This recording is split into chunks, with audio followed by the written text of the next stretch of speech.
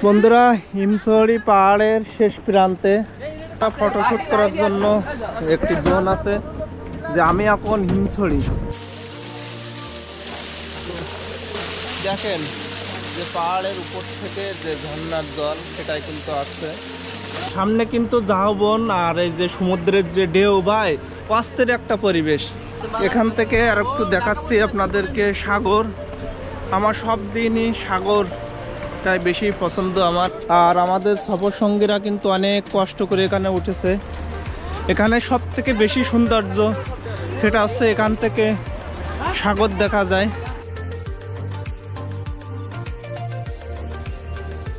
হিমছড়ি ঝর্ণা দেখতে চাইলে আপনারা ডলফিন মোড় থেকে ইজি বাইক বা সিএনজি যোগে আপনারা যেতে পারেন হিমছড়ি ঝর্ণা ইকো ট্যুরিজম কেন্দ্র। 12 থেকে 14 কিলোমিটার পথ অতিক্রম করার পরপরই আপনারা বাম সাইডে দেখতে পারবেন এই আকর্ষণীয় হিমছড়ি ঝর্ণা ও পাহাড়। অবশেষে আমরা 35 টাকা দিয়ে টিকিট কেটে এর ভিতরে প্রবেশ করলাম। বন্ধুরা, আমরা সামনে পাহাড়ে যাওয়ার জন্য আমরা উদ্দেশ্যে রওনা দিছি। আমাদের ফ্যামিলি ট্যুর। আমাদের ফ্যামিলির সকল সদস্যকে কিন্তু আপনারা দেখতে পাচ্ছেন পিছনে, তারা কিন্তু অধীর আগ্রহে আছে যে আসলে সেই ঝর্ণা দেখার জন্য। তো আমরা সামনে ঝর্ণার দিকে আগাবো এবং ঝর্ণার পরিবেশ কি সেটাই আপনাদের সামনে তুলে ধরবো। বন্ধুরা, ফাইনালি চলে আসছি সেই ঝর্ণা।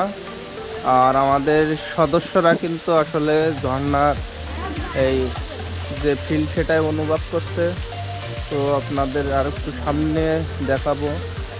আসলে হিমছড়ি ঝর্ণা খুব একটা বড় না, ছোট আকারে। আমি আপনাদেরকে আর একটু দেখাচ্ছি সামনের দিকে। আপনারা এখানে এসে ফটোশ্যুট করতে পারবেন। তো দেখেন, এই সেই হিমছড়ি ঝর্ণা। দেখেন যে পাহাড়ের উপর থেকে যে ঝর্ণার জল সেটাই কিন্তু আসছে। তো আপনারা এখানে এসে ছবি ওঠাতে পারেন। সামনে কিন্তু ক্যামেরাম্যানও আছে, এখানে পাওয়া যায় ক্যামেরাম্যান। তো আপনারা যখনই আসবেন কক্সবাজার ভ্রমণে, আপনারা এখানে এসে হিমছড়ি ঝর্ণায় গা ভিজিয়ে দিতে পারেন।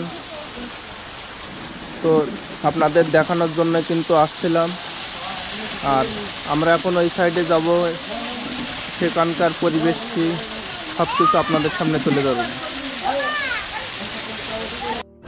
বন্ধুরা, আমরা এখন পাহাড়ে উঠব। আর এই যে রাস্তা, আর আমাদের সদস্যরা কিন্তু ওই যে এখনো অনেক পিছনে। তো আমরা এখনো ওই যে সামনে পাহাড়ে উঠবো। অনেক উঁচু পাহাড়, অনেকটা কষ্ট হবে আমাদের উঠতে। তারপরেও আমরা সেই গন্তব্যহীন, দেখা যাক কোন জায়গায় যাওয়া যায় সেটা আপনাদেরকে দেখাবো।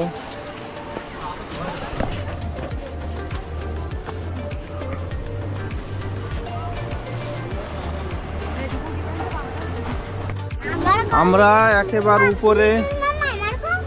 উপরে যাব। আর আমাদের সফর সঙ্গীরা, ছোট্ট সোনামণি, কেমন লাগছে? খুব ভালো। আমরা আসলে উপরে উঠবো, অনেক উপরে। আপনারা বুঝতে পারছেন, হিমছড়ির ঝর্ণা দেখার পরে এমন একটি পাহাড় বাঁধবে।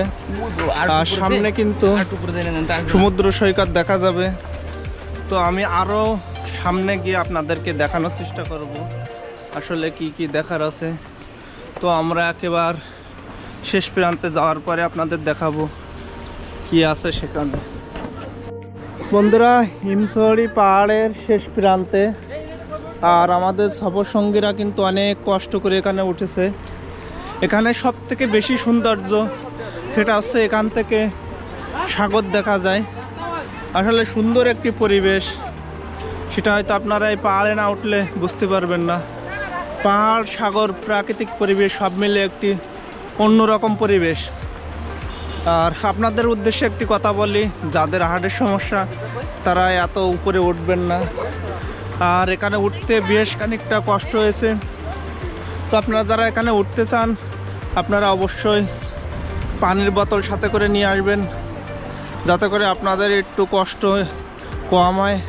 তো এখান থেকে আসলে সমুদ্রের যে ঢেউ, দারুণ একটি অনুভূতি লাগছে আমার কাছে। তারপরেও বাতাস আছে।